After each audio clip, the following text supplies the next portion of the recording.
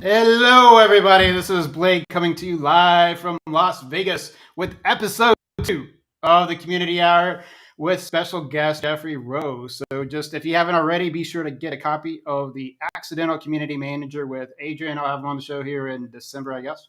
But really, be sure to get this, get it for your friends, hand it out at grocery stores, all that good stuff. Well, maybe even talk to our special guest Jeffrey about this today. So, just a stay stay here with us for the next hour. Buckle in. We'll be taking your questions throughout the show. You don't have to wait for like the last minute. Most webinars and shows and podcasts, they wait for like the last 2 minutes to squeeze in questions, and you can only get in like 3 words per answer at that point. But yeah, so we're going to get going. This is episode 2, the fun episode. So everybody be sure to have fun today because we are definitely having fun here live from Las Vegas. And I believe Jeff is joining us from Tampa Bay, Florida. So pretty exciting. So we're going to bring up to the stage, Sahenya, Mr. Jeffrey Roe coming up to the stage. And we've got the flyer. Let's bring him up, Mr. Jeffrey Roe. And I'm going to do a quick introduction for them. Jeffrey Roe, if you don't know, now you know. Buckle up. He is currently the Senior Community Manager at DecisionLink. He is at the forefront of customer value management, where DecisionLink enables value-based engagements at scale with their first-of-its-kind enterprise-level platform, the Value Cloud. Fun facts about Jeff. He's been around what seems like forever. Started that Austin chapter of CMX Connect that is like legendary at this point for all the stuff it did and the Koros days. And these days, he's actually at the Tampa Bay chapter of CMX Connect, which is and CMX, for those that don't know, a volunteer-led arm of CMX that brings community professionals together with over 60 chapters from around the world. All right. Well, welcome up, Jeff. Anything I missed there? No, I think you got it covered, man. That was a great intro. Thank you so much. And thanks for having me. And then we talked about a charity. So what charity are we going to be donating to today, and why did you pick it? Yes. So we're going to be donating to the Leukemia and Lymphoma Society's Light the Night event. I think this is an event that takes place in multiple locations across the country, possibly across the world. But I will be attending the Tampa Bay event that's taking place next week with my father, who has a fundraising page that we are going to contribute this episode's donation to. My father does have a form of blood cancer. We're probably going to end up talking about that at some point this episode. But yeah, feel free if you find it in your heart and you're willing and able to make a donation to that page. Yeah, they're doing some good stuff. The society has been around since 1949, fighting all different forms of blood cancer. So yeah, that's what I'm bringing awareness to this episode. Nice. And there's a link in the chat. So as we get people, stuff like that, we're at a different time. So it definitely is a little bit different, things like that. Yeah. I guess just also, have you had any chance to read Adrian's book, The Accidental Community Manager, yet? I've just started cracking it open, so I'm slowly but surely delving my way into the weeds of the book. I have had the privilege of attending a couple of events because Adrian's like on a book tour right now, right? Like he's doing a ton of virtual events, one of which I'm co-hosting on November 7th with the CMX Book Club chapter. So we'll be having him on board for that. But I know that, pretty much every community organization that runs the gamut is taking some time to have him on and give him his flowers, man, because Adrian has been doing this stuff for quite some time. He's a wonderful person, and I look up to him with deep respect. So yeah. Nice. And so that's just Adrian's book, Accidental Community Manager, if you didn't know. So it's available now, hardback, paperback, all that good stuff. Don't miss that show. I think I'll have Adrian on in December, so that'll give me hopefully enough time to read it in the stack of books and all that amazing stuff. And then, one other interesting thing before we really dive into it, Brian Oblinger did this post, Doing More with Less, Community is Good Business, about making your community efforts recession-proof. Yeah. Did you have any thoughts on that article, and just for any like words of advice for the community teams professionals out there today? I mean, just looking at the meta stuff, the alphabet stuff, people are like, oh my gosh, what should we be thinking about or doing as community professionals, like as we kind of approaching this recession storm or whatever, hard Mhm. landing, soft landing? Any sort of thoughts or tips that professionals out there today will be watching this now or on replay in the future? Yeah, absolutely. So I don't think I have anything specific top of mind. I think that doing more with less is kind of the community manager's plight, if you will. So we're kind of used to always operating in that mindset within those circumstances, but it's good, to, have, with the recession taking place, everything that's going on in the economy, it's good to have a leader like Brian detail a resource, right? Because he was very meticulous in the way that he articulated how you do more with less with that post. So that was something that as soon as I clicked on it, I was like, oh man, I got to keep this in my back pocket, because if ever I'm coming up short on the things that I know that are top of mind for me, I can dig into this for some more inspiration. So yeah, yeah, definitely take a look at that if you haven't seen it. Nice.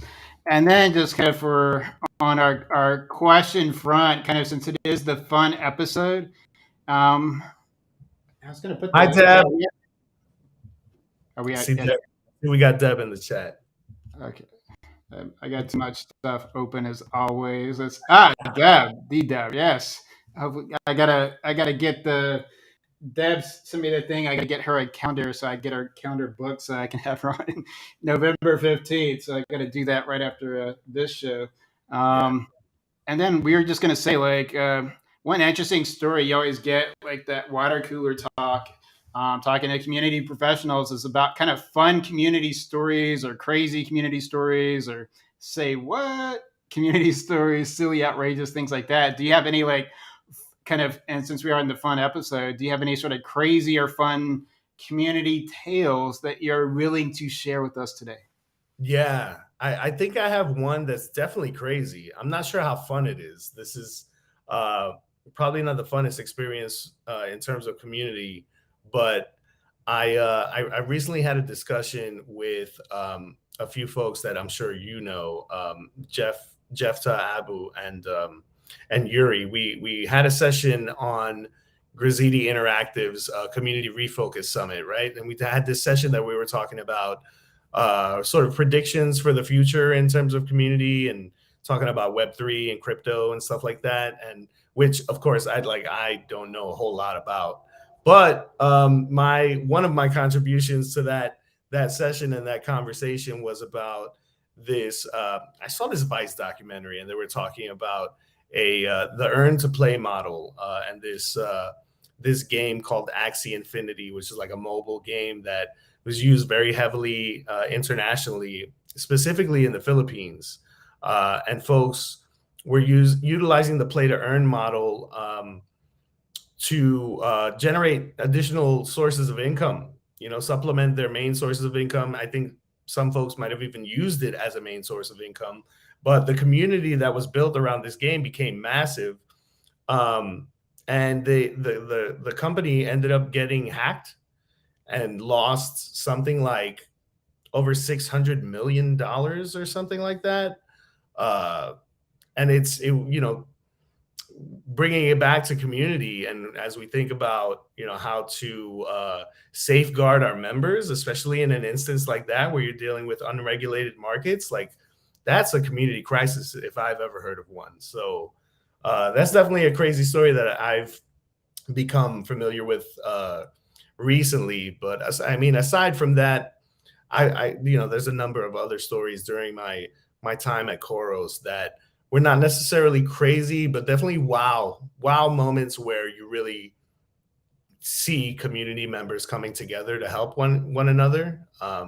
So those are always things that are really like kind of delightful to me, rather than like fun and crazy. But yeah. Nice. And then speaking of the topic of community fun, what sort of jumps out to your mind of just ways we can make our community fun? A lot of times we've got business and kind of a very corporate, maybe stiff business voice. And so you're kind of almost like, well, how do we stand out, but not like be, say, like Wendy's Twitter, which is obviously social media, but just that kind of Mhm. how do we still fit like kind of a more conservative or just that brand personality, but still have fun? What are some of the tips and tricks or any sort of advice you would have there?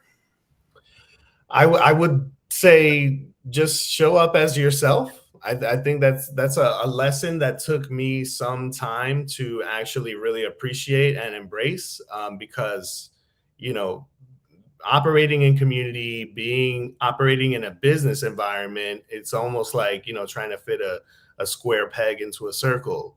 Um, and I think it takes some time to really get comfortable with how you are as a person and how you interact in a personal setting versus a business setting. But when we talk about things like community, it's extremely personal. So you have to have a little bit of breathing room to arrive. And like me, for instance, I think it's become one of my brand elements. Like, I'm the guy with the backwards hat. You see me on LinkedIn. Like, it's maybe to some who are more accustomed to the kindergarten photo where you turn your head and it's like this very professional way that you present yourself to the world. I think there's ways that you can do that, um, while injecting a little bit of fun and having that personality about you as well. So yeah. And Deb from the chat says, glad you are smiling today, Jeff. Of course, this is a fun episode. We came here to smile. I got my sunnies too. I got sunglasses just in case we get ready to party a little bit. Yeah, I almost thought my sunglasses, but you can't see like anything in the Right, computer right. screen. So I was like, should I put them on? Should I not put them on? What do we do here? right, they need like prop ones where you can still see the computer screen for sure. Yes. Yeah, yeah. Yeah, and it's kind of like one of the things there. It's like for as when you go in for along the lines of what you said when you go into these companies, it's just for them to say like that community voice. Because when we talk to people, we're trying to talk to them like they're our best friends, and not just like one on one, but in that communication. If it sounds like we're just talking like we're screaming down from a mountain, or like as a press release, which is very typical, like right, companies are really good at that sort of corporate communication style. That commute, especially in B2B, right? They're just going to be, oh man, they're not even like paying attention, listening to us. So we've got to be this more conversational best friend style, which is a little bit jarring, right, for a lot of the brands where we're just kind of, we're adding the community voice to the brand voice, and hey, and we're just getting that where they feel comfortable with this. Like we're not going to be like going crazy, like a carrot top, like a, insert any comedian like over the top. We're not saying that, but just we've got to seem like human beings, right? Because we are engaging, interacting with human beings, and it's not we're not Right. just like shuffling around press releases, right? So. Yeah, you kind of have to find a point where whatever the brand voice is, you might go from job to job and you're working with different Mm. organizations, and maybe their product or service isn't one that you've worked with previously. But as community managers, we become chameleons in a sense, right? Because we're so used to becoming subject matter experts in topics that we've never explored before. So Right. after you've done that a few times, you get a sense of like, okay, how do I drill down to what's at the heart of the company and their brand and their vision, and how can I find there's got to be something within there that creates a bridge where it resonates with you as an individual, and then you have that aha moment where you're like, okay, here's how I can inject my personality to amplify the brand voice as their community manager. Nice. And then let's do with Deb. And I said I did the split screen because when I talked to Adrian, he was like, "You should really do the split screen. Like your next show, you're too small." And I'm like, I don't know. Maybe I Yeah. hate seeing myself like jumbotron, But I'll take Adrian's advice from accidental community manager. We'll do the split screen for a bit, unless people start saying, "Hey, dude, go smaller, go smaller." But we'll do Yeah, I that. was wondering about that actually because I saw you like really small in the corner. I'm like, I hope that like my eyes aren't fixated on this one portion of the screen. So No, yes, I like to celebrate the guest, but I'll take Adrian's advice for this one. So it's hey, good to get. this is your show, man. We have to be the Yeah. station, right?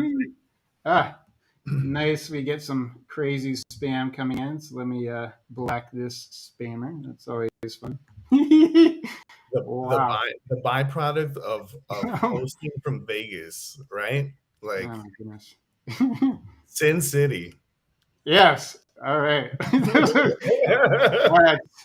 Keep us on our toes at least. And then, yeah, so I've got them blocked. So hopefully YouTube does its thing and all that good stuff. But Deb says, wow, moments are great. Super nice. You had some. So, there are any other wow moments? Because we talked about just fun, silly, but is there any other like wow moment to kind of spike out here? Um, there are there are definitely a few from my time at Koros, but the one that comes to mind is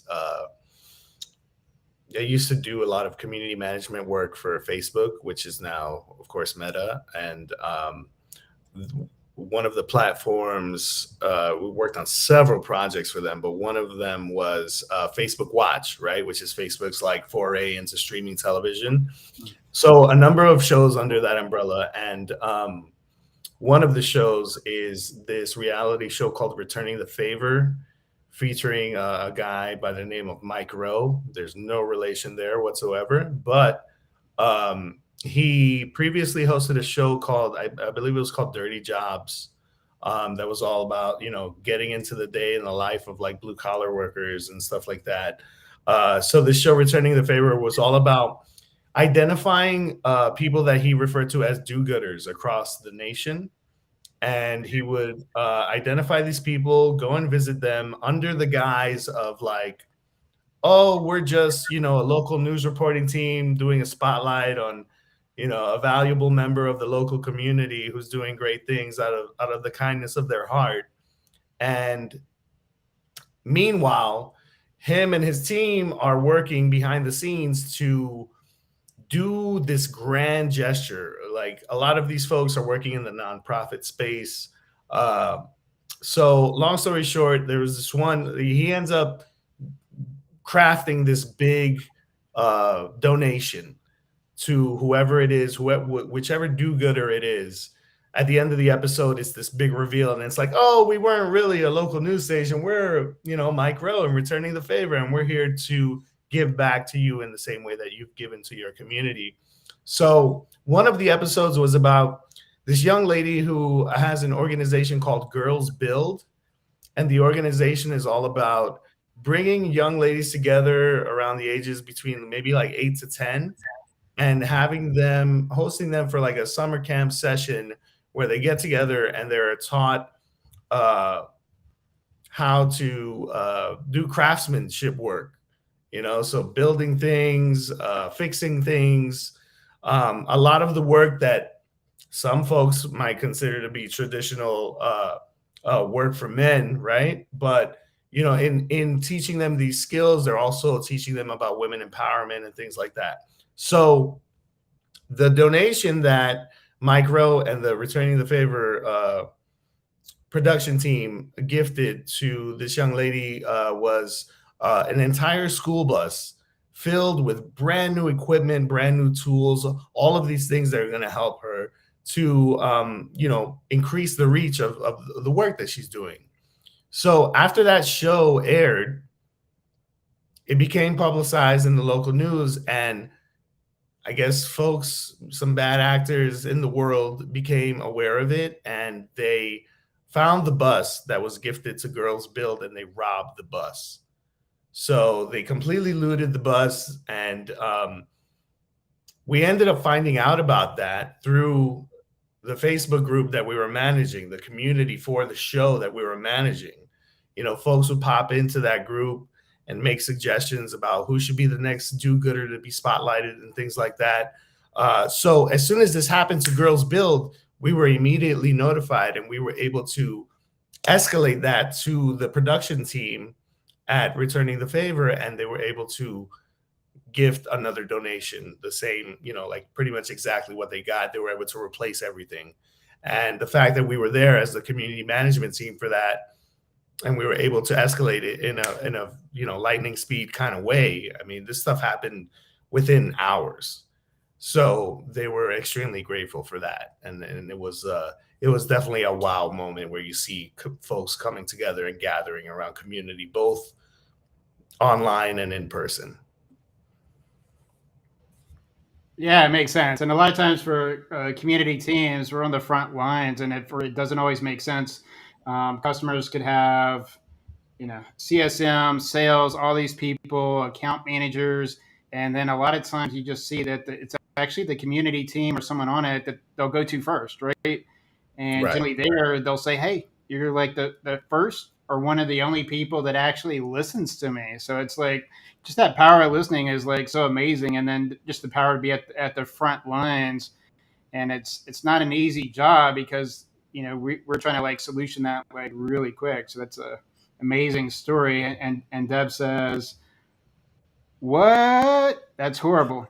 I'm trying to read it like it is. Wow, glad you're able to resolve that so quickly. So they said, "Yep, that is the power of community."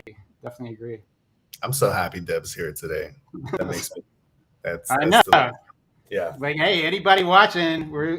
Like I said, we're not like just do the Q&A at the end. So that's just keep people engaged, involved, things like that. And one of the things I really wanted to ask you about is really because you work with so many clients and brands over the years with community, probably one of the few that has such a wealth and portfolio just in terms of the people you worked with.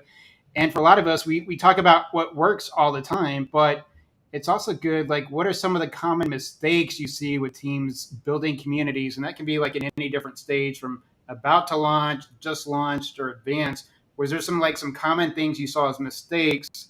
And then what are some of the like common ways you don't have to go because there's like a million details, right? What are some of the common ways you help to like course correct them?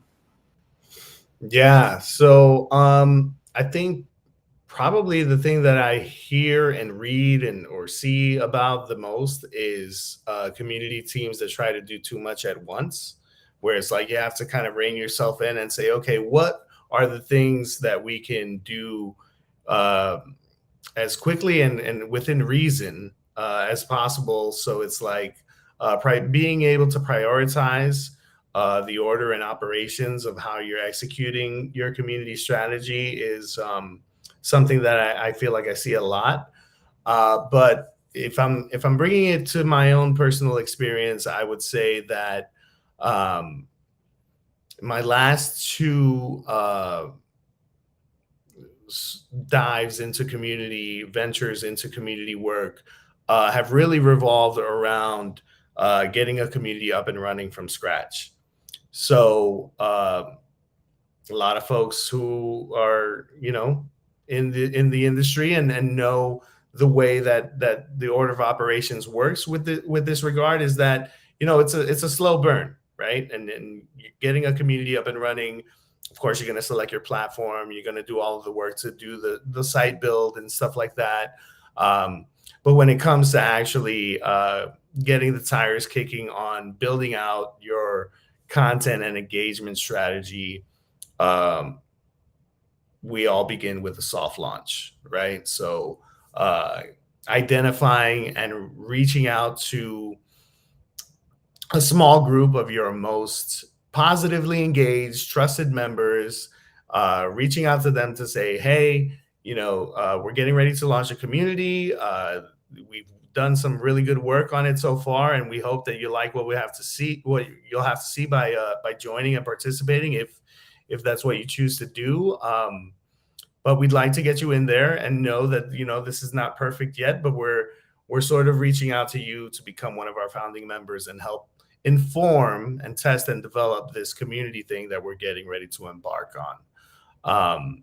So in terms of some of the folly that I've seen in terms of that is sort of like depending on the organization and what their focus is, what their goals and strategies are for the community, which is of course a whole entire other conversation. But it's like, um, there's a little bit of excitement, and your eyes are bigger than your actual appetite, and you want to make sure that you blow this thing out of the water and you get as many members as possible. And let's really focus on member acquisition without actually taking the time to say, hey, we think we know what our customers or our community or our industry friends at large want to talk about and discuss what they're interested in, but do we really know?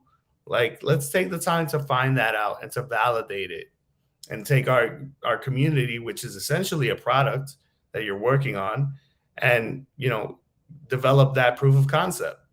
So yeah, I've seen it happen where it's just like, hey, we want to invite everyone. We got it up. The site's up.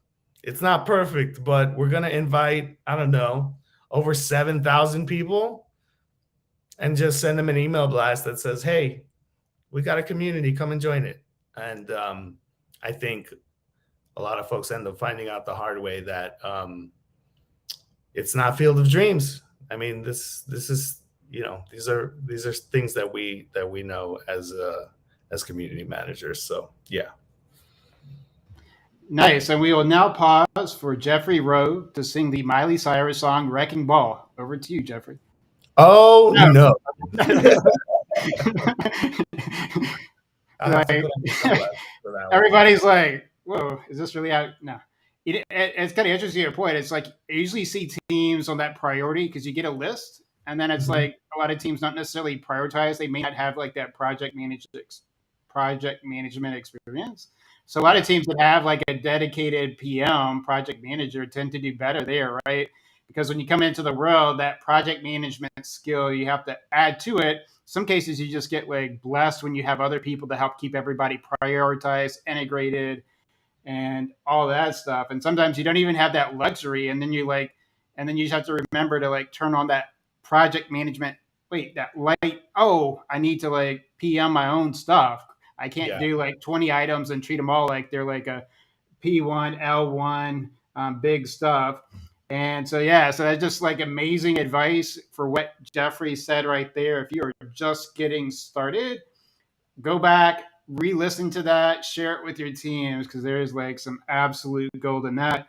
And let's see, we've got a question from Deb up here. So it says, what are your tips for onboarding? Do you have a go-to resource or strategy? That is a wonderful question, and I actually don't have a go-to resource or strategy.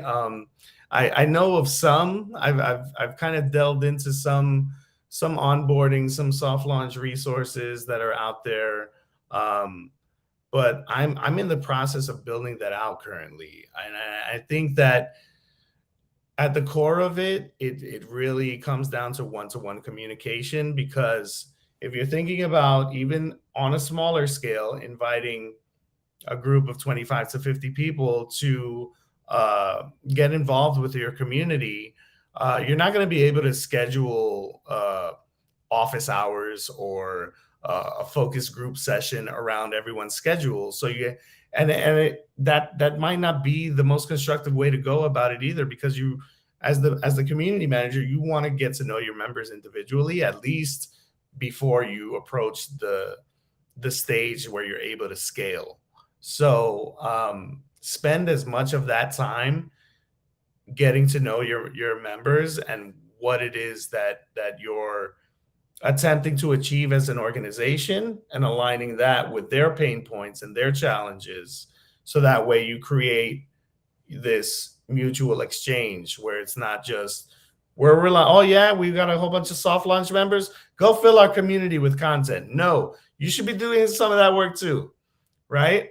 And in the same way, you want to, as folks who are probably starting off as customers of yours, you want to let them know that we're attempting to do this to benefit us as an organization, so that way we can better serve you. So it's there's value on both ends of the spectrum there. Nice. Yeah, it's kind of amazing, and it's just like the community members get told, "Hey, just go do some community stuff," and then it's like Right? they sit back and watch. Aren't they doing what we hoped that they would do? It's like, Yeah. good luck with that for sure. And then for no absolutes here, absolute questions always derail stuff. But are there any current community professionals that come to mind, or communities that you've drawn inspiration from? This could be in the past or currently. Um, there's definitely two community professionals that I've met with recently who have inspired me as of late, and historically. So one that I'll shout out is a gentleman that I met with last Thursday. His name is I'm gonna pull him up here real quick because his last name is escaping me, but Judd Burakov is a gentleman. He is the Chief Growth and Community Officer at GTM Partners, and he is also the host for Peak Community. So, Blake, I know you know Pablo, right? Pablo had Judd on his show last week, and I attended last Monday, and it was a great session that left me feeling very motivated and inspired. So much so to the point where I connected with Judd on LinkedIn.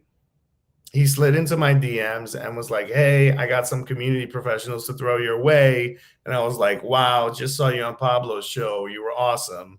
And then we ended up having a one-on-one on Thursday of last week where we just got to know each other better. And he's a super, super good guy to know. And the Peak community is doing some great things for any community management folks whose hat in terms of their expertise might lean in the direction of marketing. I was a marketing major in college, so I kind of come a little bit from that kind of background. But yeah, the Peak community is all about folks who come from the marketing world and are interested in professional development to get them up to the C-suite. So it puts them in a community of folks who have been doing it for a long time at the executive level, and going down from there to really have folks like some of our amazing community networks where we bounce ideas off of each other. The other person that I'll mention who's a community professional that inspires me greatly is a gentleman by the name of Paul Jones. Um, he's a community builder that founded a company called Bridgio. And Paul and Bridgio attempt to, they were found, it's funny when you think about some of these communities, they were all started at the beginning or the height of the pandemic, right? So folks who have established these communities that are really going deep into creating connections beyond just what we would typically assume is community. So the way that Paul does this is really he has events where he brings professionals together to discuss ways that they can of course, voice their pain points and challenges professionally, how they can grow their careers, how they can stay green within their respective industries, but also connecting them not just based on like an event where you're having, oh, we've got this great keynote speaker, or there's going to be this, this burning topic that everyone's talking about as kind of the draw for the event, but rather, sort of reframing it in the way that the draw for the event is really building relationships based on social capital. So really taking the time to find out, rather than, oh, we're getting on this call, we're going to go into these breakout rooms, here's an icebreaker to get the conversation kicked off. It's a little bit more about finding out who the person is before you put the two people together and then have them interact with each other. So I think it's a loftier approach than what we've typically been used to hearing and seeing about when it comes to bringing folks together. Nice, and hopefully, see Pablo's hopefully see Pablo here in person here in the next 2 weeks. I haven't heard from him since I left.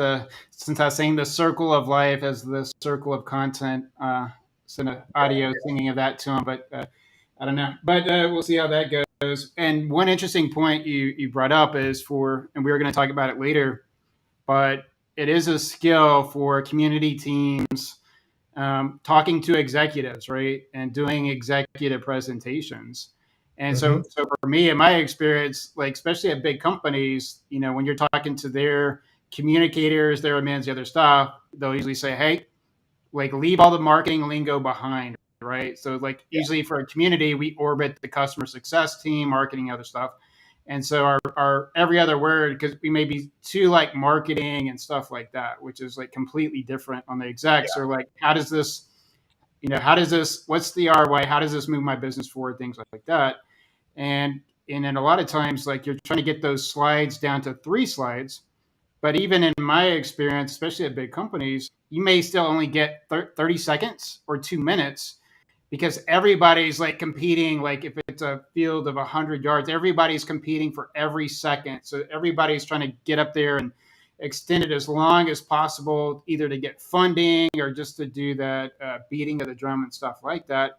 To Yeah. even to the point for me, it's like at the places, which can be eye opening, and remembering for teams to have your community story down, like that short version. Because I've had Mhm. execs will stop me at companies and say, "Hey, you've got 30 seconds. Give me one reason why we should keep the lights on for community, or 30 seconds for why community matters."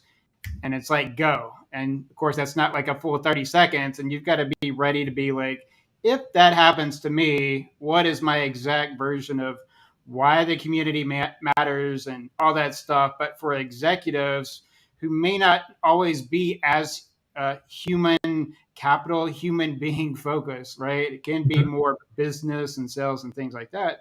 And that's just kind of been my experience. And but since you've worked with so many different companies, just with your experience at the companies you've been with, what were some of the tips and stuff like that you typically would give or recommend for community professionals of really all stripes, for as they go to A, talk to executives, and B, having to present to executives?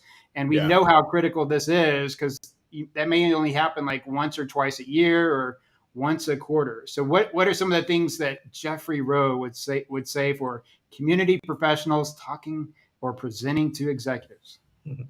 Yeah, so I would actually kind of challenge the first part of the way you led into this question, because I feel like for at the executive level, we're not hearing as much of give me the 15-second elevator pitch about your community and why we should keep the lights on, as much as we're hearing I want a community, but I just don't know why. Right? So it's more like, taking the time to almost challenge the desire for community and validate it and be like, okay, well, why do you really want a community? Let's figure out the why. And let me get a sense of where you're at as the CEO or whichever C-suite member you're talking to, about what you think it's going to do for the organization and what you think it's going to do for the business. Now, of course, we all know as community professionals that it can help every part of the organization, right? But there are the certain departments or the certain areas of the organization that executive leadership is going to be focused on.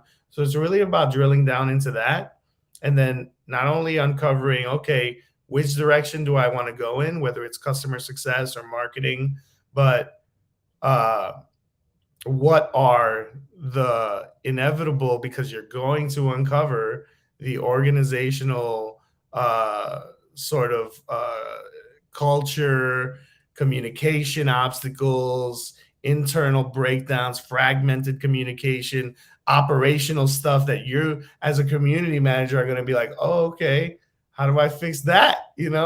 Like I'm as a community manager, you're trying to connect community and plug it into all the different parts of the org. But if those infrastructures are already fragmented or there's some work to be done in aligning that, then that's even more of a reason that you have to lean into your internal cross-functional partners to say, hey, if you want this community thing to work, we first have to look inward and get ourselves right before we can even stand up an external community and say, hey, come and join us. So, what are we doing to create community internally before we stand it up externally? Yeah, and I think I love that, and really kind of what I raised past is there are the stages of the executive talks, right? So if you're at the Mhm. early stage setting the ground, you can't really have that intermediate or advanced discussion. You have to say how do the execs value it because you're going to be like framing it and speaking to that in the future. And if they haven't got to that point, then a lot of what you would typically say to your point is not going to matter as much because you haven't, like I said, what's the why, the value, how are they conceptualizing it, things like that. And even Mhm. sometimes if they could be having a total misconception. I see communities here and you have to realize you're going to have to start to pivot them over to not being this like whole sales engine, right? Where salespeople can just camp out and get all these like leads and fill the pipeline and all that great stuff. And Deb also says in the chat, giving some shout outs to Jeffrey. So it is shout out Jeffrey Day as well. She says the community's purpose, mission, why, who, when, and how. Community doesn't solve everything at all at the beginning, and that's important. Great points, Jeffrey. Once again, Jeffrey to save the day. And man, that's just such, I love, yeah, I just love like that kind of stage. It's like being able to read the room, but the stage of where the people are to speak to them. Because community is still so new for a lot of the people, right? We say apple, Mhm. they hear orange. And that's just such a brilliant way to do it. And then just kind of pivoting off that discussion, which we could talk for forever about. Me and Jeffrey could talk for days, weeks, and months. But for future generations out there, and this is one of the beauties of doing this, we have people that have just probably today or this month or last month started their community professional journey. And there's Mhm. others out there that may be considering it, right? So just imagine you're Jeffrey Roe in a room with people about to get out there. What would you tell them? And for the people in the future that are going to be watching this on video, what would you tell them going out into the world? Like that kind of like rah, rah, rah. Obviously, not like the Amazon salespeople clip we saw the other day where they were like losing their minds, but what would a kind of Jeffrey Roe commencement speech for the future generations of community professionals sound like? Trust yourself. Trust yourself. Nobody woke up when they were a little kid and ran to their mom and dad or whoever and said, I want to be a community manager when I grow up. So we all got here accidentally, right? Shout out to Adrian, the accidental community man. We're all accidental community managers. None of us woke up thinking that we were going to pursue this. A lot of this happened super organically. And the good thing apart about that is everything that you did prior to uh, having your interest peaked in becoming a community manager or the prospect of becoming a community manager or just getting to know community management as an art, as a science, as a discipline, as an industry, as a whatever, right? Everything you did up until that point has contributed to your interest in wanting to become a community manager or just finding it interesting. So if you make the decision to delve further into it and want to make a pivot in your career and start venturing off into the world of community management as a professional, just trust yourself because you have all the skills that are needed. You have the drive, you have the know how, you know how to connect dots, you know how to connect people, you know how to be yourself. Keep doing that. That's it. That's all you have to do. And lean on everyone that is already here for you because we're all here for you. And all of us have good things to share. It's a close-knit community. You know, it's yeah, has it exploded over the past 2 or so years? For sure. We've seen it explode and implode in a lot of different ways over the past couple of years. But the thing that remains is that there's a network here, there's a support system that's here for you and that is generous and that is sincere and that is um, authentic in the way that we connect with each other. Blake, I've never met you in person, but I feel like I know you, right? Like we're friends, man. Like, so just be yourself, keep going. and yeah, everything else will fall into place. As long as you're doing the work, that's it. You're good. Wow. And then we have like confetti like fall from the sky. I should have got something Woo! wow. I had to like stop. I was like, have we really never met in person? Because it feels like, wow, that's amazing. It's like, I didn't even know. Yeah, it's like I think obviously the Kuros and CMX Austin, all that stuff. But yeah, I guess we never actually met in person. It's amazing. I can't even believe it. Yeah, it's unbelievable. Wow. Yeah, that's great. And for everyone out there, we'll definitely get some amazing value out of that. And then before we go into some other questions, I was going to ask, like, what are some of the community trends that you think that we're not talking about now, but we will be talking about in 2023? Um, so spoiler alert, we're already talking a little bit about this, I think. But I think we'll be talking a lot more about it next year as we've seen things happen within the community industry, specifically with regards to layoffs, right? We've seen CMX and Bevy go through a round of layoffs. We've seen some interesting things happen at organizations like Comsor with people leaving the company and folks departing or joining and all of these things. I think what in my mind the way I'm looking at things is that there could be a shift taking place in terms of the traditional networks for community professionals, um, in terms of things like do they really need to be like an actual company? You know, we've seen folks like Rosie Sherry with Rosie Land, coming on to the market, and Samantha Venya Logan, right, with the socially constructed community.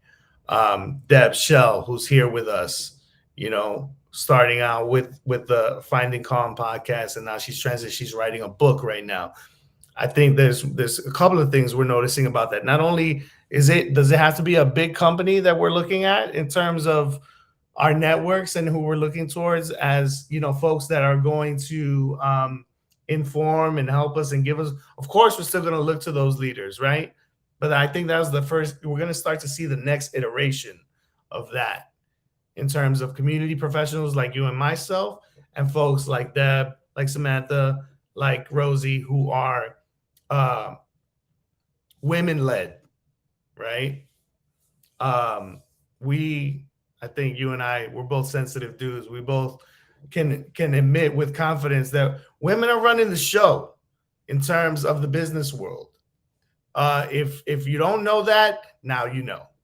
Okay. And if you didn't know, you probably did know, but you weren't admitting it. You were in some form of denial. So let's accept that, right? And come on, let's lift these folks up who are doing really great work to fill a void that was previously not filled. So let's embrace the next iteration of community professionals.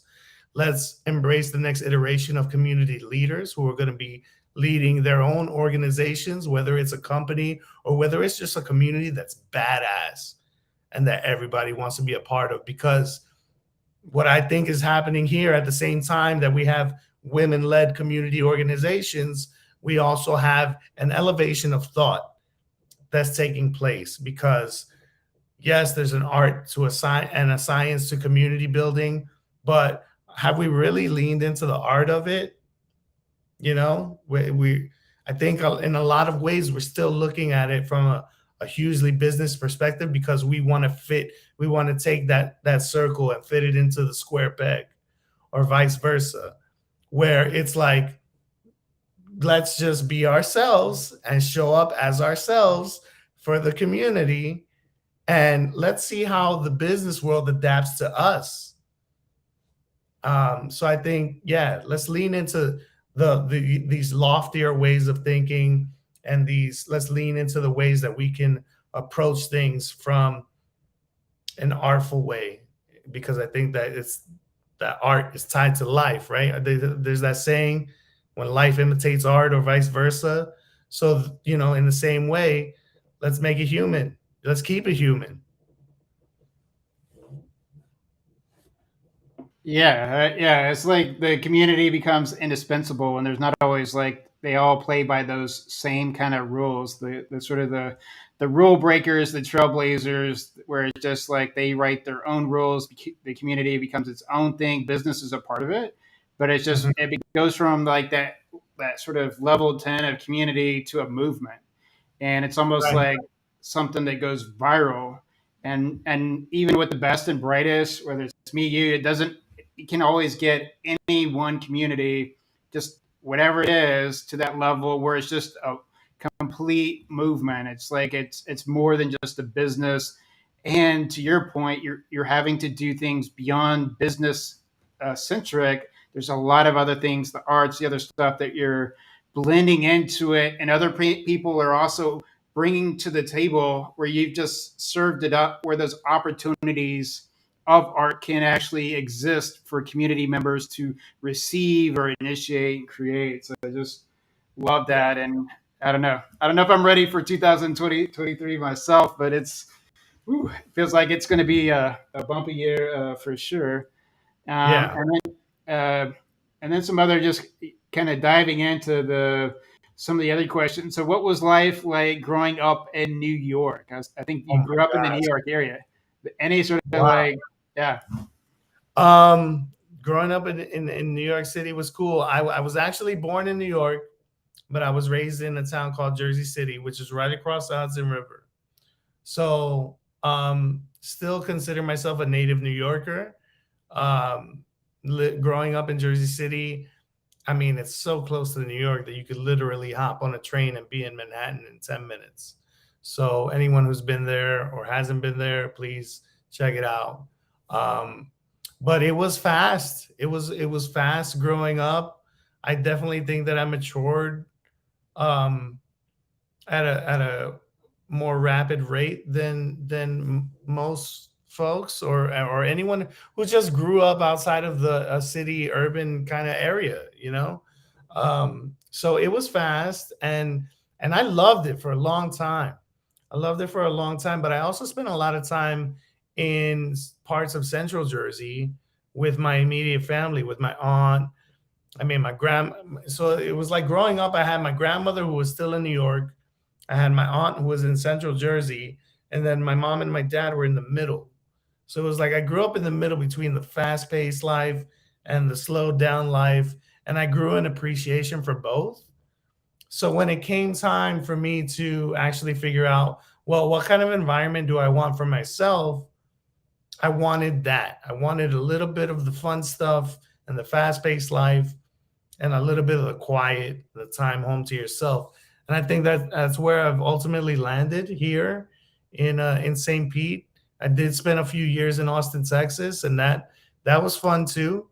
Um, but ultimately, I'm a summer baby. I'm half Puerto Rican. I'm partial to tropical environments. So being here in St. Pete is like, I'm 20 minutes away from like at least three different beaches. So I like that. I never thought I would end up in Florida. I always looked at Florida as a place where it's like, especially coming from New York, New Jersey, it's like, nah, man, I'm not going down there until I'm ready to retire. But my father's lived down here for a long time. My mother has a house out here, even though she still does the snowbird thing between Jersey and Florida. But I don't know. Somehow they Jedi mind tricked me into coming here. So here I am. nice. And you did kind of touch on it. Like in 2017, you've lived on the East Coast your whole life. All of a sudden, like you moved to Austin to go work at Kuros. But did you even know anything about Austin? Like, where did you just like what get the opportunity, or how did all that take place, and how much did you know about Austin? This is actually a great question because I'm going to try to squeeze as much of this into the last 2 minutes that we have. But it kind of speaks to the way that community has affected my life on a personal level as well as a professional level, right? So I was in Jersey. It was 2014. I became acquainted with Facebook groups, and anyone who knows me knows that I have a very wide palette for when it comes to my taste in music. But two of the bands that I follow most closely are these two bands. One of them is called Incubus, one of them is called Deftones. And community to me on a personal level has always been through that. Some people are gamers. I'm a music fan. So I participate and have been engaged with fan communities of the bands that I follow most closely. So 2014, that happens. I start making friends in other parts of the country, other parts of the world who are fans as well. And the jump from Jersey to Texas, yes, there was a professional work related impetus behind that. But it also started with a long distance relationship. So community as a music fan impacted me personally in my relationship romantic department, right? It started with that. And then I end up doing research into the job market. I'm like, oh, okay, Austin has a really cool tech scene going on. Maybe I can, as the New Yorker, as the New Yorican, can go over there and shake things up. And that's kind of what happened.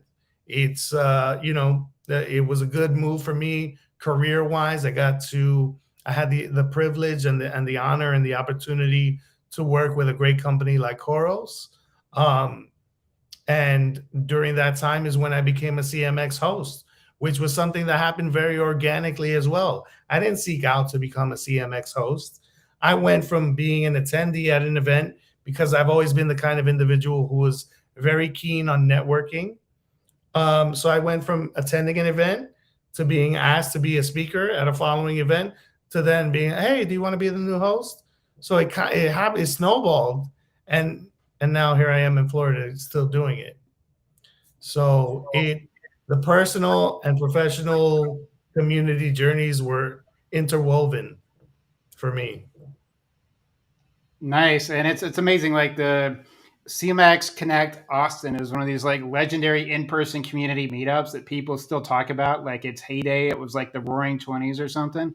And so just like it's one of the best like in person like meetups you were a part of and helped to drive. I think there's probably other people, but just were there any memorable stories out of that? Because it's like for some people may not know, obviously pandemic shifted so much, but y'all were doing such amazing things. And I was just curious, was there any like one or two moments of serendipity or like cool stories that came out of that CMX Connect Austin in your time?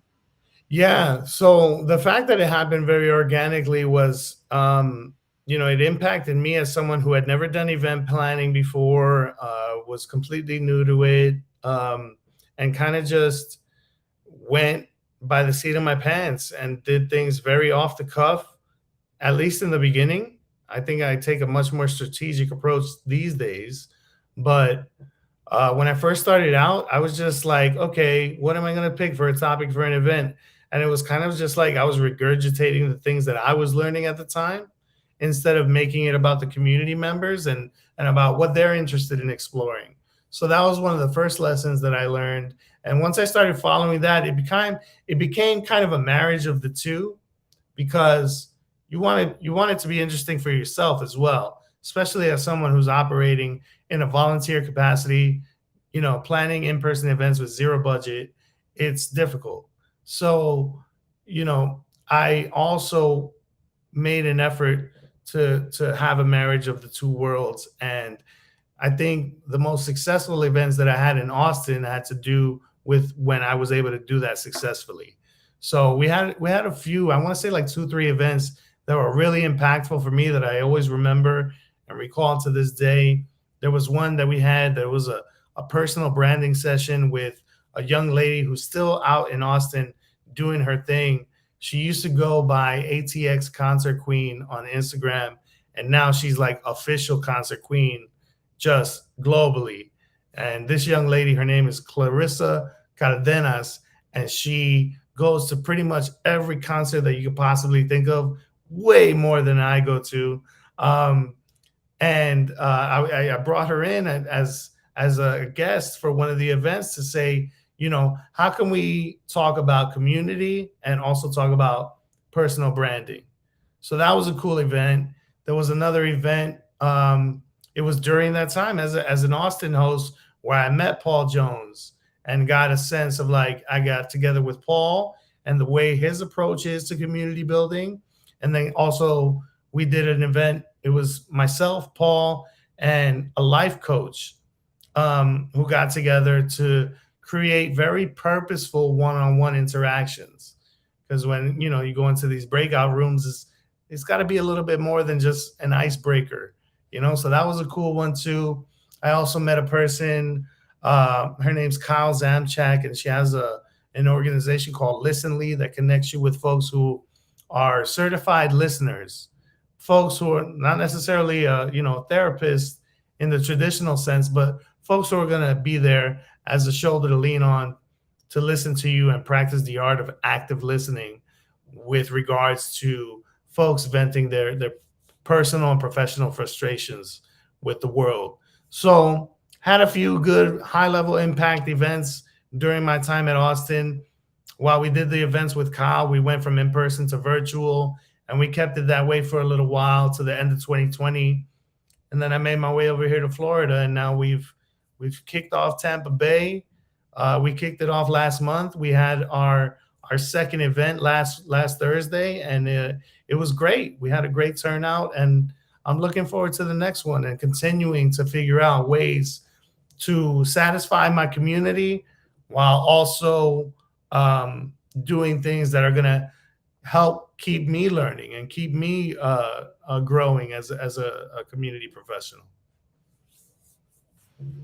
Nice. And what would you say is the most rewarding thing so far to date from Austin to now and being a CMX Connect host? The most rewarding thing I would say is the people that I've connected with during that time. Like, of course it grows your network and all of that good things, and it creates career capital for yourself in whether it's tangible or intangible. And sometimes a lot of that career capital starts intangibly and it becomes tangible. You know, Look at where we're at today. I'm on Blake's show, and I met you as a CMX host. So this is the fact that we're both here today is a byproduct of is one of those perks, one of those rewards is that we've had the opportunity to see each other grow and watch each other and be there to cheer each other on while we've been doing it. So, salute to you, man, and everything that you're doing. Nice. That's good to hear. And then for today, before we get over to the lightning rounds, we're already like an hour in. It's amazing because we did start a little bit late.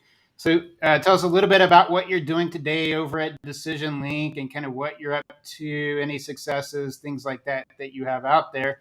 So obviously an amazing decision to go to DecisionLink, but I guess that pun will I'll get too corny. But yeah, what's some of the cool stuff that you got working over there, and what are some of the things you're excited with moving into next year? Yeah. So for anyone who doesn't know about DecisionLink is a software company that's building a platform that is focused on automating the process of an approach to sales, a sales methodology called customer value management. And I think that there are some definite parallels between customer value management as a discipline and community management as an industry, because of the fact that customer value management as a methodology to sales is not new. It's something that's been around for nearly, nearly 20 years. And basically what is at the heart of this methodology is saying that, especially for sales folks who are operating in the tech space, rather than it's been around nearly 20 years, but we're hearing more about it over the past few years. So there's two parts to that. Probably the first part us having hearing about it over the past few years has a lot to do with the pandemic. But at its heart, what it basically says is that uh, tech buyers that are operating in technology are much more savvy. They're aware of the fact that whatever platform or whatever tool that they're looking to purchase to incorporate as part of their tech stack, they're very aware of what the platform functions and features are, what the price point is. All of that information is very accessible and transparent to buyers and to prospective customers. So they're either finding out about that through their own research or through word of mouth. So if they're doing that, then that challenges the sales professional to say, hey, I need to reframe the conversation and make it, I'm not selling my platform's features and functions or price points as much as our platform is going to help you achieve these business outcomes. So when I hear that for the first time, I think my mind immediately goes to community management. And it's like, wow, that sounds kind of like similar to the challenge of proving the value of community and bringing it back to how it's delivering value to the organization and on all of the different parts of the business. So it's interesting to me because I feel like it's a lofty concept that, you know, in the same way that community management is a lofty concept. So being able to communicate that, I think, takes a certain level of business acumen that not a lot of us have. And I think it takes work and really being a student of both, whether you're operating in sales or whether you're a community professional, it takes work to really figure that out and how to articulate that in a way that people believe what it is that you're saying. You can definitely say, oh, we're our platform is going to deliver these business outcomes. Community is going to deliver these business outcomes. Well, how? Right? So we're getting our community up and running. We're in a soft launch phase right now. We'll be in a full launch phase come the new year. So if anybody wants to find out more about, if you're a salesperson, you want to find out about that community, feel free to get in touch. Yeah, what's amazing there, it's like, just for us being around a while, the challenges remain. It's like we're solving one mountain as community professionals, but there's always new challenges, no matter how many years you're in this business. Every year, quarter, we're always facing new challenges.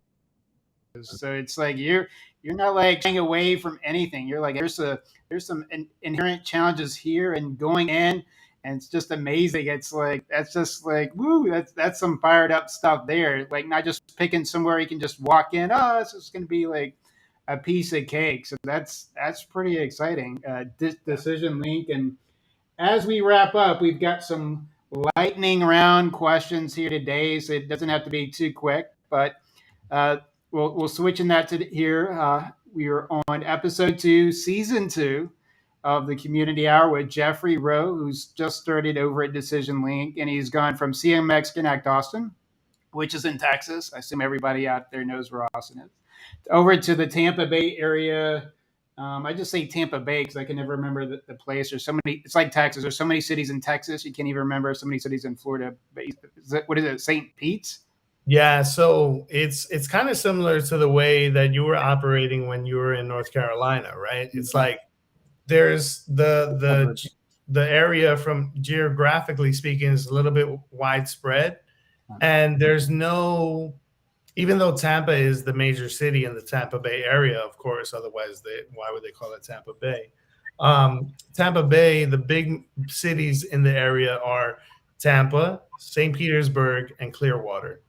So similar to the way that you were functioning in North Carolina with your chapter is like, I wanted to make sure that we're inclusive of the 3 major cities and any of the smaller cities within that area, within that region, so that way we can draw as many folks to the events as possible. And truth be told, there's not a whole lot of community managers out here. Uh, we're few and far between, but we're here. And I think that broadening is sort of opening the door to other roles to participate in CMX events. That's maybe another, going back to your previous question about, what are we going to see in 2023? I think we're going to see a lot more of like community in relation to X department, right? We saw this year Gainside bought Insided, right? So you see customer success and community coming together in a very meaningful way. Let's start to see that happen with all of the other departments, with marketing, with sales, with product, all of that good stuff. But yeah, that's pretty much the goal of CMX Connect Tampa Bay, is to bring folks from all of those three cities together in as a productive way as we can. Nice. And that's, even on the show, it's like I love getting, so like I had Melissa from ClickUp last season, who's like the chief creative officer at ClickUp, but getting people in these other departments to say, like, hey, how would you like to work with community professionals, or what should they know? So they can kind of get this kind of like fireside chat for other teams. They may just not have figured out, like, what's the value, what do I bring, should I work with the team, how could I work with them better, what are they, what's the disconnect? So when we say something, talking metrics, or and that type of stuff, so it's great to bring in people from other departments just so that they can sort of verbalize it, kind of like what these opportunities, challenges, or disconnect, and the community teams, oh, right, because you may not always know, like, because you've got to get people in that state where they're willing to have like that open dialogue, and you don't always get that at companies where there's a block of there with people or teams, and you may not always know what it is. I always like doing Yeah, that too, because it's like you've got to be like so multi discipline, things like that. And noted for for St. sure. Petersburg, not St. Pete's. There's probably a St. Pete's in Florida, but anyone going to St. Pete's to find them isn't going to find them. And you've got like you on the west side of Florida there, and then Pablo over in Jacksonville. So you In just Jacksonville. now we just need a Miami person for some Miami Right. night. Oh my God, Miami has a lot of good stuff going on too, especially in the what's the other community that brings Latin professionals together working in the tech space, Tequeria, Oh that wow. they leverage the Bevy platform, and I think they were recognized by CMX as a really good community for Latin professionals. So yeah, they're doing good things in Miami over there. Nice. And then just we'll wrap it up with a few lightning round questions. So we did promise we were going to get to that one. So question one: have you ever met any celebrities in person, and any sort of memorable ones based out of that? That can be bands or Mark Yeah, Zuckerberg, whatever it is. yeah. I mean, I think as a fellow cinephile, right? You and I are both big movie buffs, so I think you've probably met a lot more celebrities than I have, and I've definitely met the people that I look up to. Not as much. I don't consider them celebrities. They were heroes to me when it comes to the bands that I follow super closely, like I talked about earlier. So I've met those guys, time and time again. So I won't talk about that. One of my other heroes who I did have an opportunity to meet, and I look at this guy as someone who I look up to, as when I think about doing engagements like this, doing events like this, where I have to speak in a forum, on a forum, within a platform that other folks are going to be hearing me and seeing me speak. I've never considered myself to be a public speaker or a good public speaker by any stretch of the term. But when I think about the times that I have to do that, I look to this one celebrity that I met. His name's John Leguizamo, um, and I've always looked up to him. I've always been a fan of his, whether it's roles that he's played in films that he's come out in. But what I most admire him for is the work that he's done as a Broadway person, as a one man show. Like, if anyone knows his career, the backbone of his career is the one man shows that he has done throughout his career, and I really look up to him when I think about times that I get nervous that I have to speak in front of other people. I think about him, and I remember times that I've been in public speaking situations growing up, whether they be on stage and like doing a school play, or doing a performance in front of the entire school, or just being a funny guy in front of a few friends. um, that's what I try and that's the energy I try and tap into when it comes to how I conduct myself and operate professionally now that I'm doing things like this with you. Nice, and it's always great. Like when you meet the heroes, there's a double-edged sword of like, sometimes they can be good, sometimes they can be bad. Yeah, But I think John is, yeah, that's like one of the best, like just people, right? Just not even going into the arts, just such an amazing person, and you just hear like other people that run into him that still recall it, right? You don't always have that value. Just the people that even if you didn't even know they were somebody, you'd still be like, oh, that person, I remember the day, the time, and just hear somebody just going through life, inspiring other people, and just yeah, there's just yeah, amazing. It's amazing to meet people like that. That's crazy and crazy. You met the Deftones and Incubus, and it's like there was like a period of time when that fly on the wall or whatever. I saw a change, and like yeah. everywhere, everywhere you go when you were driving, somebody was like Somebody was playing playing that that song. song. You don't see it as much anymore, but like back in like for me, like in the kind of you know in the '90s and stuff, like people would just be blasting that one song all the time, and that Hmm. Deftone song, you would just like hear. There's like that one period of time everybody heard that song everywhere. It's like I kind Yeah. of miss those days. I just want to be out, like and just like everybody's like cruising around and just playing like the same songs. Like I kind of miss those times. Yeah, yeah, I think there was definitely a heightened sense of camaraderie around, people who are fans of music during that time. It's become such a diverse world in terms of music that Hmm. there's a name for every different category, and genres are split between subgenres, and it's such an expansive space that I think that there were less blocks of boxes to put people in the 90s, where it was like you either like this or you like that, and the people who like this and like that, that was when things started coming together. So you had that camaraderie, and now it's just this ocean of people that are just together in one song.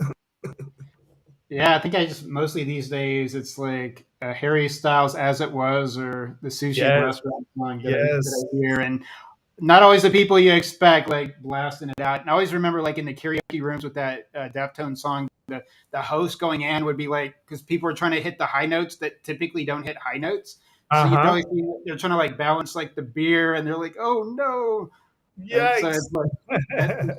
Man, that was such a pivotal song. All right, next Yeah. lightning round question. We'll shift back to community. Is there one metric in community that most people, in your experience, typically haven't looked at or haven't looked at enough, but should? Oh man, that's a good one. I can talk about one that I measured in a previous life, in a previous role, that I always found to be interesting. There was a community project that I worked on where we started to develop a scale for what we called meaningful engagements. So when we think about engagement, right, there's engagement in terms of the activities that your community members are participating in. And then there's engagement in terms of how are they interacting with your content, right? So in this example, I'm talking about how they interact with your content, right? So we would take inbound commentary coming from our community and weigh it on a scale of 1 to 3. And we would say, okay, uh, level one meaningful engagement is somebody gives you a thumbs up, or, oh, this is cool.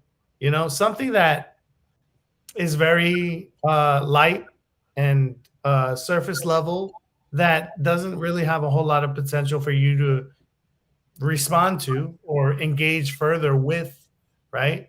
So then level two would be something like, oh my gosh, this was great. I can't wait to see something like this again. Or, something where it's like there's a little more words, there's a little bit more of an articulation about how X piece of content resonated with me, that we can go back as a brand to say, oh my gosh, thank you so much for sharing your thoughts with us. Keep an eye out for the next whatever it might be. Or, we look forward to seeing you at whatever next event, you know. And then level three would be those just shoot for the stars, over the fence, World Series kind of stuff where it's like, you have somebody that's going above and beyond, and just you're having a wow moment with that community member.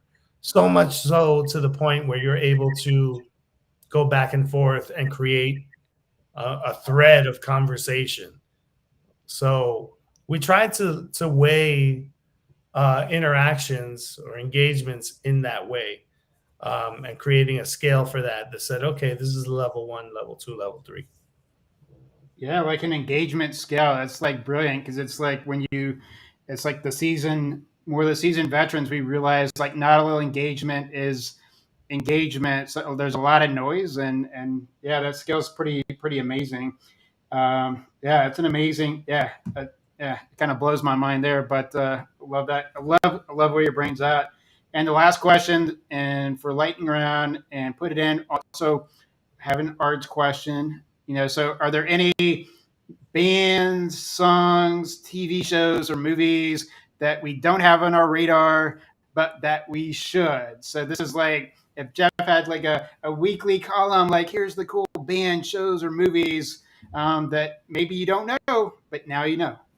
Yeah, yeah. I could probably talk about music and movies until I die. So I'm not gonna like bore people too much with that, or I'll get through my recommendations or just what I'm gonna share with you as quickly as possible. So you guys know I love the bands Incubus and Deftones, right? So the lead singer from Deftones, he has a side project.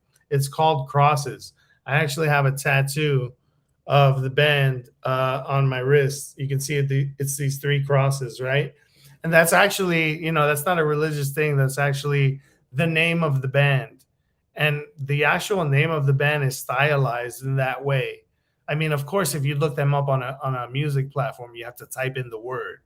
But the symbol, the iconography is the actual name of the band. So he has that side project. It's called Crosses.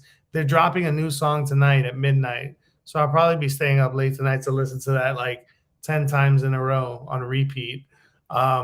So look out for that. And, if you want to check out some of their other stuff, it's out there. In terms of movies, I can't tell you any movie that I've seen recently that's like struck a chord, but I'll tell you my favorite movie of all time is Vanilla Sky. It's an old movie. I'm probably dating myself by sharing the fact that I am a fan of this film, but it's a Cameron Crowe movie. It's a remake of a Spanish film that came out in the 90s called Abre los Ojos. And it has Tom Cruise and Penelope Cruz and Cameron Diaz and Jason Lee in it. And it's my favorite movie. Check it out if you haven't seen it already. I can talk about some of my other favorite ones, but I want to keep this short. In terms of TV, I'm a big fan of the show Power. I've been watching that recently because Power, not only is there the show Power, which went on for 6 seasons, but there have been a number of spin-offs of Power. I feel like 50 Cent is like trying to create his own Marvel universe, but it's all like gangsters and drug lords and stuff like that. So he's got chapters of the Power, what he calls like books. And there's like 3 spin-offs that have come. The most recent one that I just finished watching they finished season 2 of what's called Raising Canaan, and it basically shows what the '80s crack scene was like in Jamaica, Queens. It's an interesting show. I like stuff like that. So there's that. Books. Read Adrian's book, man. I'm trying to read it. I'm well on my way into wrapping that up. So get Adrian's book. I think we covered all forms of media. Is there anything else on that lightning round question that I missed? Yeah, I mean, we could just keep going down the list of Food Network shows, Bravo shows, Broadway plays. But Yeah. that's a good one. And it was really interesting. Like you mentioned, Open Your Eyes, like the movie Vanilla Sky is based on. So that's a because when you watch Vanilla Skies, Cameron Crowe puts it's so dense. Like even there's Yeah. like background information, like real like you'd have to get like that multi-track stereo where they're putting because you hear like some stuff. There's stuff in the background if you go through certain scenes where it's like part of the puzzle is being said. So you have to like this like isolate away from Tom Cruise and some of the other people to be like, what's Hmm. this other stuff? And it's like so dense and it's I saw like one of these like work cut prints of it, like Yeah. before the lockdown print with the wide release. So there's some like differences, and then you watch the original. But obviously, Cameron Crowe did his own thing. But yeah, in terms of like this, it's one of the most cerebral films out there because they just packed in so much information and so many things. It's like an onion. Like every time you watch that movie, you could like You have something else. and that Radiohead song is like Yep. brilliant. Times Square being empty, it's Yep. just Yep. man, that is just like a yeah, that's like a masterpiece work of art. And I'll just say three for me. If you haven't seen this year for Jeffrey on Netflix, RRR. Triple R, it's just RRR. It's a film out of India. It's like I think their most expensive Okay. movie ever made, but it's like 3 hours, like a sugar rush. So like every 30 minutes, there's a music kind of a song or action set piece that's so epic that it would end most movies, and that's like every 30 minutes. And then out of French, Gavris, Costa Gavris, the son of the filmmaker, actually just came out with a film also on Netflix called Athena out of France, and it's just like almost like Vanilla Sky. The scale is just insane. Athena is just like it's like pure like cinephile stuff. And Hmm. then this Swedish filmmaker that did like The Square and Force Majeure, his new movie Triangle of Sadness, which like blew everyone away at the Cannes Film Festival.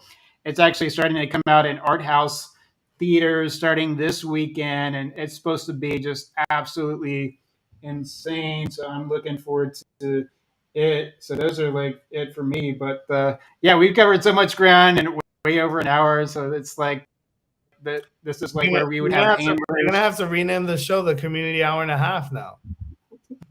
No, it's like it's just kind of like it's a thing, but it's like sometimes you get the guess that where it's like when you interview people where you think it's going to go forever, and those Yeah. are like you get like the seasoned execs and people out there they got everything down like in 30 seconds, and then you go through like 20 questions in 30 seconds and don't get stuff. So it just kind of like for me, it's like it doesn't have to be an hour. You just want that. It's the conversation, which is about an hour, but it's a little bit different with us because we could talk all day, but then eventually we'll sound like Because we're people that have butt. like traveled through the end We're of the best desert without friends. water. Our voices will be gone. And what happened to you is like, oh man, I was on this live show and stuff like that out there, but it's really been an amazing hour and a half and change. Kind of going through, learned a lot about you. I feel like we had met before somewhere at some point in time, but I think that just shows the strength of some of the amazing people we meet like you out in the industry that are so generous with your time and helping out other people, not just in the limelight, but behind the scenes, like where you've gone through and helped out people at in-person events, virtual events, one-on-one things like this. And it's kind of like when there are people like you in a profession or industry, that's just like, thank God we have these type of North Stars, whether it's you, Adrian, Carrie Melissa Jones, there's Lori Goldman, there's so many Pablo, there's so many people out there that it's like, thank God, like we exist in a world, a galaxy, but a profession where there's people like this, right? Where there is this humility and kind of groundedness to it. So that just makes everything all the more special. And for this time capsule, we've got some of your wisdom packaged up now for not just for us talking, but for so many other people that are going to be coming into this, or maybe that just needed that reassurance, right? That may have had a doubt and just be like, yeah, Jeffrey had it right. I just listened to him, and the world felt all better. Yeah. Yeah. I hope that, once it's out there in the ether, it'll continue to live on. And everything that you're doing as well will continue to live on as well. So kudos to you, man. Thank you for having me. This has been great. All right. And then any final thoughts as we head out on community fun? Oh man, just be yourself. Be yourself. Have fun. This is work, but it's work that we love. If we're not loving it, then we're not having fun. And if we're not having fun, then we're not loving it. So continue to show up, continue to be yourselves, and just trust the process, man. It's all there. Yeah, I mean, there's the good days, there's the bad days, the trying days, the amazing days, and it's just yeah, and the nature of our wins that we don't get to celebrate them too long because community is a living, breathing organism, 24 hours a day, 7 days a week.